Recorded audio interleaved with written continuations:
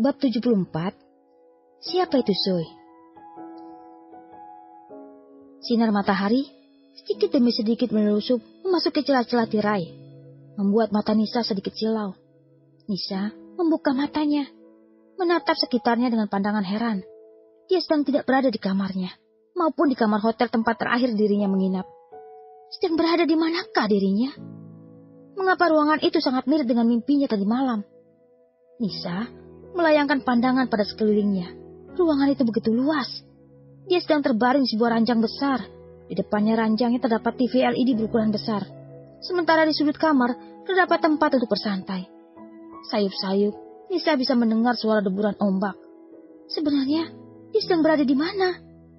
Nisa mulai mengingat-ingat kejadian sebelumnya.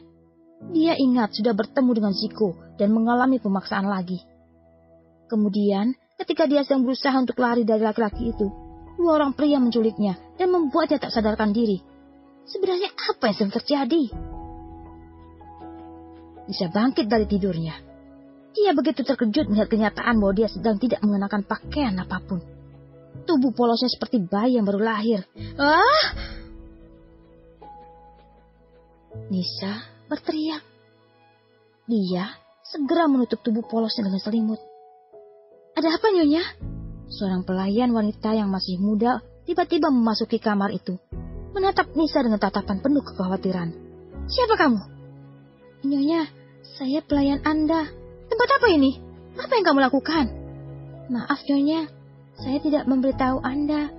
Informasi itu, Tuan hanya berpesan untuk menjaga Anda. Siapa tuanmu? Apa yang kalian lakukan ini legal. Kalian sudah menculik warga sipil tanpa alasan. Dan di mana baju-bajuku? Kenapa aku terbangun dalam kondisi seperti ini? Nisa bertanya dengan geram. Pelayan itu tampak malu dan ragu untuk menjawab. Saya akan menyiapkan baju Anda segera, Nyonya. Mohon maaf untuk membersihkan diri dulu. Sarapan Anda sudah saya siapkan. Pelayan itu undur diri, meninggalkan Nisa seorang diri. Nisa menatap sekitar tidak tampak barang-barang pribadi miliknya.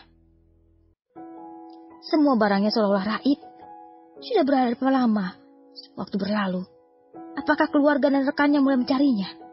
Ini adalah kasus penculikan, bahkan bisa jadi pemerkosaan. Dia akan mencari tahu dalang yang membuat menjadi seperti ini. Dia akan menuntut orang itu dan membuatnya mendekam penjara untuk seumur hidup.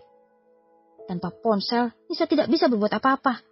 Setelah mengenakan baju yang disiapkan oleh pelayan, dia mulai keluar dari kamar, melihat dan mempelajari sekelilingnya. Pinjami aku ponselmu. Maaf, Nyonya, saya tidak bisa. Ketidakberseriaanmu untuk bekerja sama akan memberatkan kamu ke dalam posisinya ke depannya. Kamu sudah menjadi bagian dalam tindakan ilegal ini.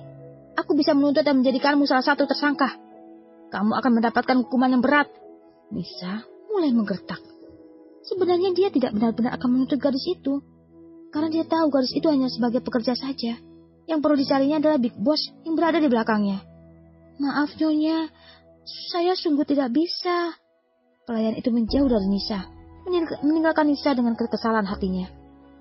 Tidak patah arang, Nisa mulai mempelajari sekitar rumahnya yang ditempatinya ini.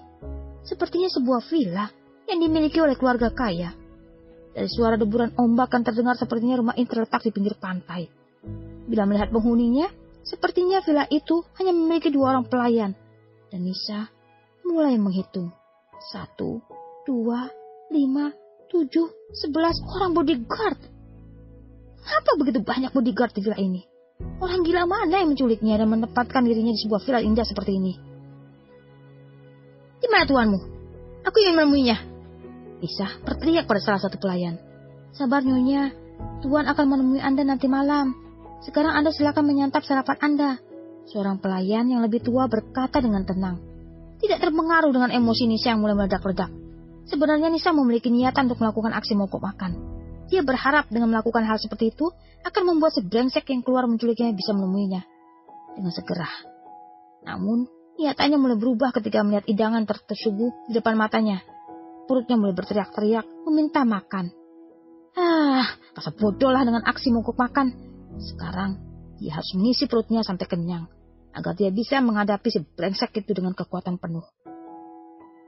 Apa dia mau makan sarapannya? Iya, Tuan. Nyonya makan dengan lahap, menghabiskan porsi yang besar. Apa yang dilakukannya sekarang? Dia sekarang sedang di kamar, Tuan. Tidak tampak melakukan apapun. Bagus, pantau terus dia. Jangan lengah. Baik, Tuan. Shiko mematikan panggilan teleponnya. Kemudian, dia mengambil ponsel dari dalam tas Nisa. Lama dia menimbang-nimbang antara harus menghidupkan ponsel itu kembali atau tetap mematikannya. Akhirnya, dia memutuskan untuk kembali menanyakan ponsel Nisa.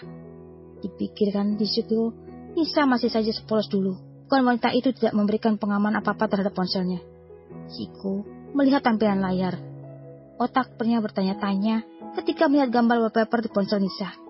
Anak laki-laki berusia sekitar 3-4 tahun menjadi gambar wallpapernya. Siapa anak ini? Apakah anak seorang artis? Mengapa dia begitu familiar melihat wajah anak ini?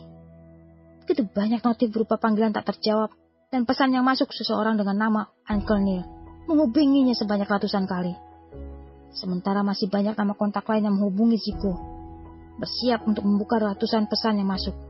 Tiba-tiba saja, ponsel Nisa berdering. Si Uncle Neil menghubunginya.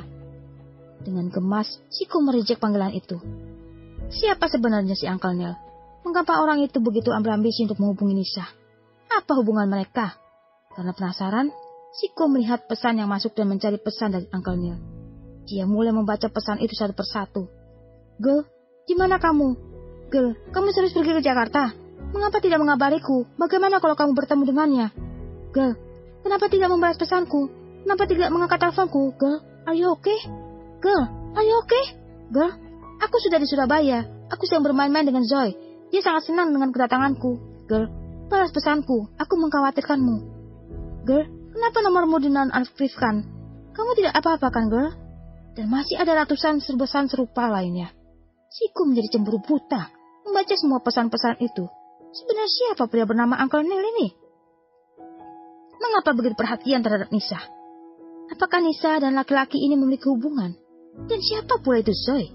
Apa maksud dia sedang bermain-main dengan Zoe? Apakah Zoe itu binatang peliharaan Nisa yang diasuh si Uncle Neil? Ketika berusaha sedang tidak ada, sepertinya dia harus menelusuri semua tentang Nisa dari awal. Selidiki orang ini. Nama Tanisha Alivia, 28 tahun, dari firma Hukum X di kota Surabaya. Aku ingin tahu semua detail tentangnya. Kirim semua datanya malam ini juga, mengerti? Mengerti, Pak. Kalau kamu mau dengar audiobook lebih banyak dan gratis, segera download Audiotune.